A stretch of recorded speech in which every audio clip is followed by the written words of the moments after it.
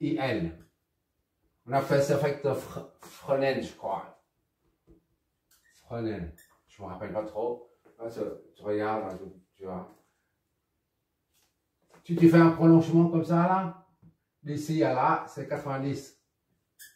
D'accord? Maintenant, on va voir qu'est-ce qui se passe avec ça. Et d'où vient ce terme.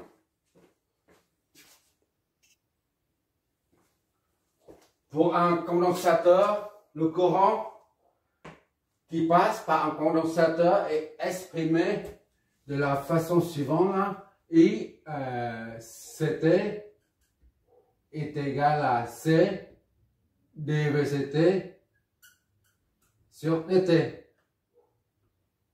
D'accord?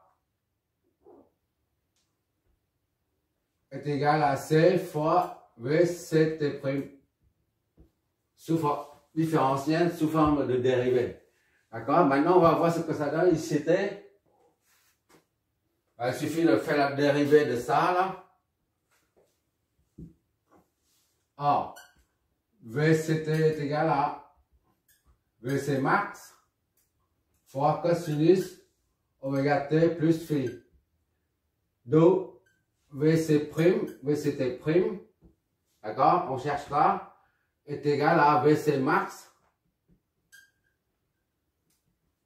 d'accord, cosinus, on met ça, cosinus, dérivé, ça donne moins sinus. Ce sont des petits tatus.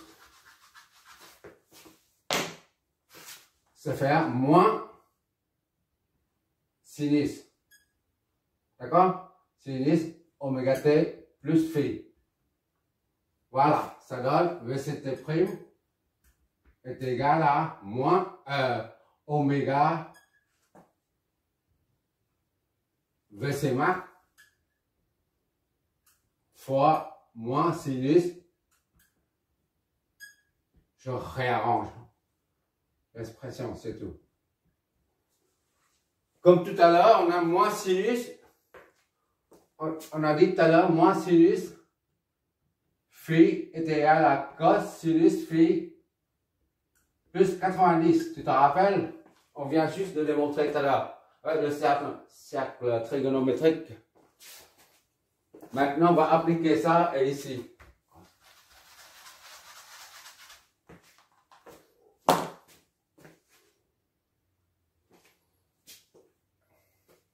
Comme précédemment, on a donc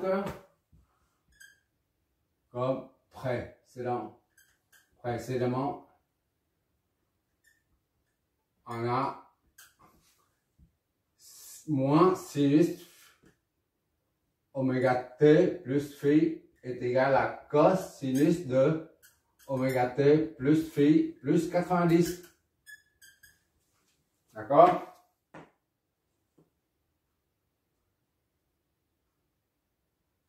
Donc, VCT' est égal à oméga VC max fois ça. D'accord? Ça, c'est ça. Cosinus de oméga t plus phi plus 90. Maintenant, on va mettre ça sous forme de phaseur. Oméga VC max. Phaseur, c'est oméga t plus phi plus 81. En termes de phaseur, il n'y a pas de pulsation. D'accord? Donc, il ne reste que le déphasage. Voilà. D'accord? Et ça est égal à oméga VC max exponentielle de J phi plus 90. D'accord? VCT', oméga C, VC max. D'accord? Ça, on développe. E, J phi fois E, J 90. Or, EJ 90, c'est J. soit est égal à V oméga C, VC max, fois et J phi, c'est la phase. D'accord? J90, c'est J. Voilà, on remplace là-dedans. Or, V max est égal au module. Avec le module est égal à V. Le module de VC est égal à VC max. Alors, VCT' et donc est égal à oméga, J oméga, on met ça devant, J oméga, d'accord? Et fois VC, le module fois phi. D'accord? Maintenant, on injecte ça, VC' dans cette équation pour trouver ICT. J'espère que je vois toujours. Ok, on voit toujours. Donc, ICT est égal à C fois VCT', c'est ça, fois J oméga. Et ça, c'est un nom, bon, on réécrit. On va doucement quand même. Où le phaseur de I, le phaseur de VC est égal à VC fois phi. D'accord? Ainsi, ICT est égal à J oméga C fois VC. Ça, c'est sous forme phaseur, ça. IC est égal à J oméga C fois VC. J'espère que je... Ok, c'est bon. Donc, on applique la loi d'Ohm, U est égal à RI, là. Mais quand il n'y a pas de pulsation, on a la résistance. Mais ici, il y a une pulsation, il n'y a plus de résistance. On a, par analogie avec la loi d'Ohm, VC, le phaseur de la tension au blanc du condo est divisé par, est égal à IC, le phaseur en courant divisé par J oméga C, soit VC, le phaseur. Tout ça, bien entendu, il y a le terme EJ oméga T qui est implicite, d'accord? Mais on ne met pas. Chaque fois qu'il s'agit de phaseur, on sait que le phaseur, c'est la partie réelle d'un nombre complexe dépendant de la fréquence. Donc ici, on a 1 sur J oméga C fois I.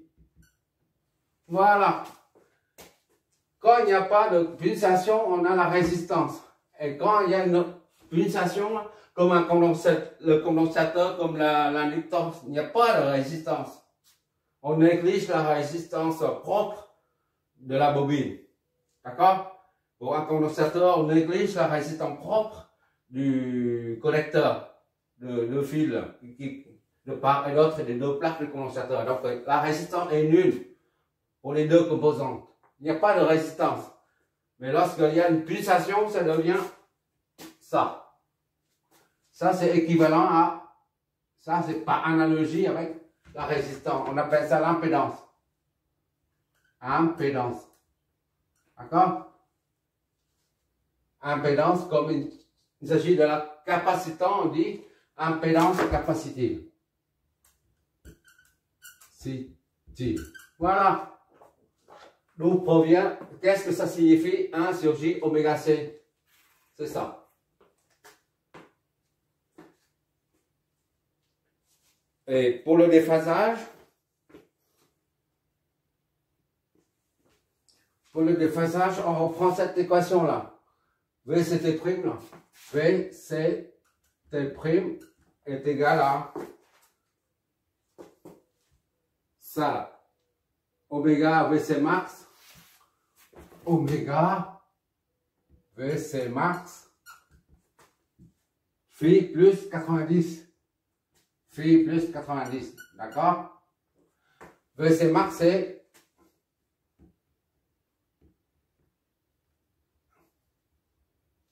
le module fois phi plus 90, d'accord? VCT prime. Et par conséquent, ici,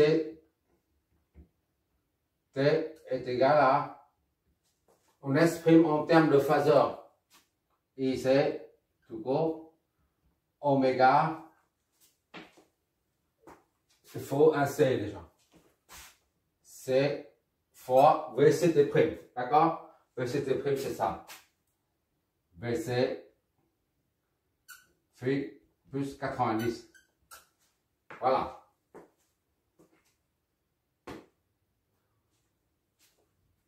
On voit ici, VC là, c'est ça commence à phi, tandis que IC, ça commence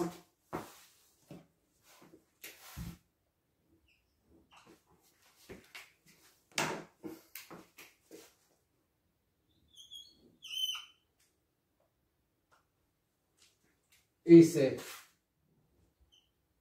Ça, c'est en termes de phaseur. Parce que la fonction I, dans le domaine temporel, peut être exprimée sous forme phaseur dans le domaine fréquentiel. Là, on est dans le domaine fréquentiel. Là aussi, VC est égal à VC et phi. D'accord? On essaie de voir le déphasage. Là, comme d'habitude, on a dit, maintenant c'est VC. On commence par phi, VC. Phi, le VC démarre à phi, à un angle phi. Et IC, je dis démarre, hein? Démarrer si tu veux. Voilà, démarrer. Il y a deux R ou une seule R. VC démarre à phi et IC démarre à phi plus 90. Phi plus 10, 90, ça fait ça. Et IC. On dit démarrer à phi et l'autre IC démarrer à phi plus 90. Et on dirait c'est puisque ça démarre après, ça c'est en retard. Mais c'est pas comme ça, il faut raisonner. On vient de dire VC démarre à phi alors que IC démarre à phi plus 90. Et après ce qu'on vient de dire, ben on dirait que IC démarre après. Il est en retard, mais c'est pas comme ça, il faut raisonner. C'est un trigo comme ça. D'accord? Si on va dans le sens trigonométrique, le sens anti-horaire, on verra que pour rattraper IC, VC doit tourner un angle de 90 degrés, en plus de son angle de départ. Ce qui fait que VC est en retard par rapport à IC. Un condensateur, tu te rappelles, le courant. Pourquoi VC est en retard? Puisqu'il faut, pourquoi VC est en retard par rapport au courant? Parce qu'il faut que les charges s'accumulent. Le courant arrive avant et après seulement qu'il faut les charges s'accumulent, se sont bien accumulées, ça génère une tension. VC vient après. On va dire ça comme ça. C'est des façons pour expliquer. Il faut que le courant arrive pour distribuer les charges afin qu'il y ait un champ électrique qui va engendrer une tension. C'est-à-dire que la tension vient après le courant. C'est en retard. C'est une façon de l'expliquer. Hein. Voilà, tout à l'heure, c'est pour une bobine, c'est le courant qui est en retard. Bon, pour un condensateur, c'est la tension qui est en retard. D'accord? Maintenant, on a tout vu. On va faire le premier exercice. Ah oui, pourquoi on utilise le phaser, mais on n'utilise pas le... Ah oui, ça c'est...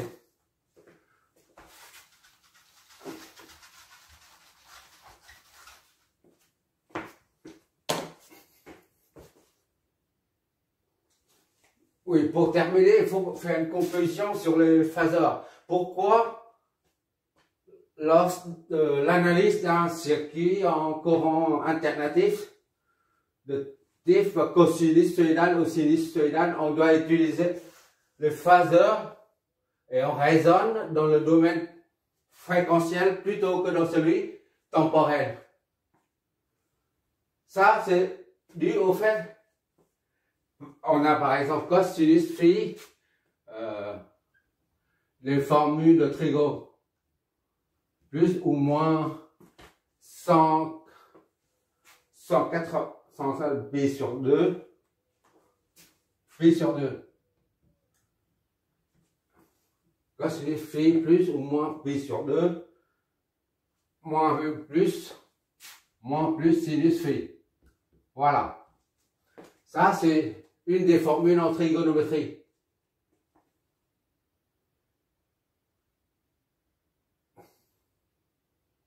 Et sinus phi plus ou moins phi sur 2 est égal à cos plus ou moins cosinus phi.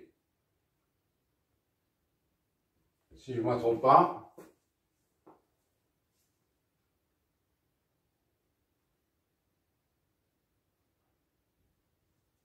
Et sin A plus B,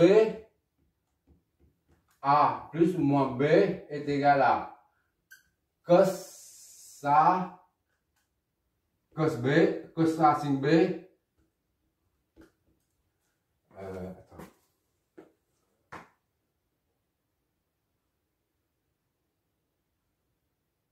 Sin A cos B, sin A cos B, plus ou moins sin B cos A. Ainsi de suite. Tu as plusieurs formules d'addition, de multiplication en trigonométrie. Et si tu essaies de raisonner, si tu as un circuit comme ça là, et que tu essaies de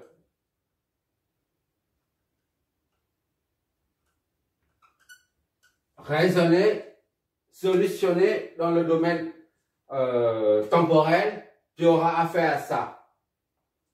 Parce que un signal de courant sous cette forme, ou un signal de tension sous cette forme, et ben ça ressemble à tout ça là. Il faut savoir, il faut les additionner ou multiplier. Et ça complique tellement les choses. Par contre, quand tu utilises le phaser, c'est sous-entendu, tu es dans le domaine fréquentiel. Alors là, il s'agit des nombres complexes.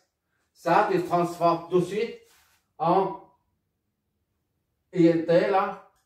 Tu transformes en IL comme phaser. C'est tout. Et tu remets IMAX, c'est IMAX, hein. IMAX au module. Et tu mets la phase seulement. Phi. Ça, c'est beaucoup plus simple à additionner ou à multiplier. Tandis que tout ça, là, tu n'es jamais sorti de l'auberge. Rien qu'un simple, un circuit aussi réduit. C'est la raison pour laquelle on utilise les phasers. Et une fois, par exemple, tu as trouvé tous les... ici, disons, IL est égal à 12 moins 15 degrés. Et VL ici, là, ça c'est IL ici. Et VL ou VC, par exemple VC, est égal à 3 plus 95. Et bien, il suffit de convertir ça, ramener ça au domaine temporel, c'est-à-dire IL T, à présent, là, il y a la variable qui intervient, est égale à 12, c'est l'amplitude maximale, d'accord? C'est 12 fois cosinus. Pourquoi cosinus? Parce que un phaseur représente la partie réelle d'un nombre complexe dépendant de la fréquence. Et la partie réelle, c'est quoi? On a dit E, J phi est égal à cosinus phi plus J sinus phi. La partie réelle, c'est cosinus seulement. D'accord? Donc, on revient ici. 12, cosinus, tu remets la fréquence, la pulsation, oméga t, plus phi, c'est moins 15. Moins 15 degrés. Voilà. Ça, c'est le résultat. De même, ici, ce sera...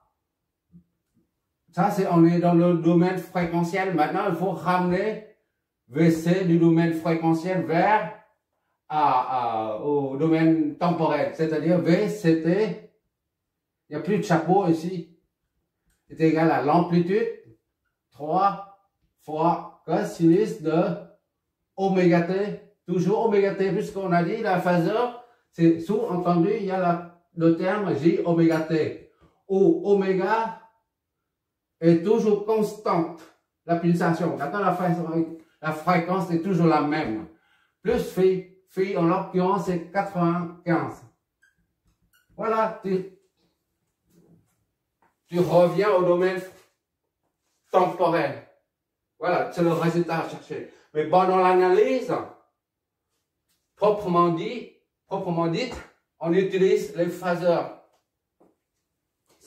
Enfin, si tu multiplies ça, par exemple, ah bah, c'est la galère. De même, si tu multiplies ça, par exemple, c'est la galère. Par contre, si tu convertis tout ça en phaseur, disons ça fois ça.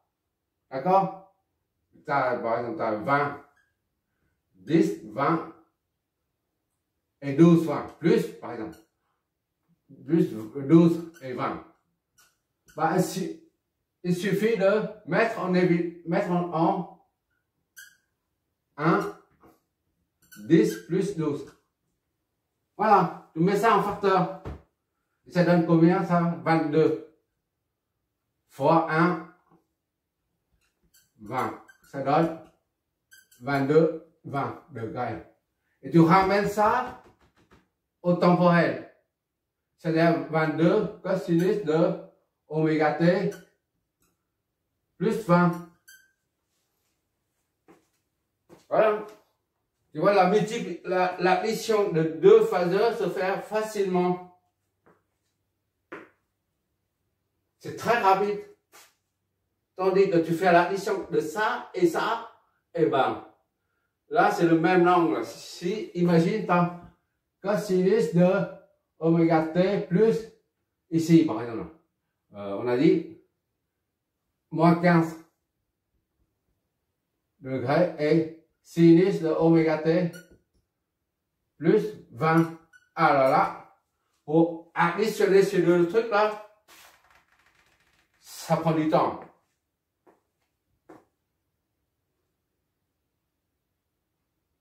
Même si c'est moins 15 ici et plus 15 ici.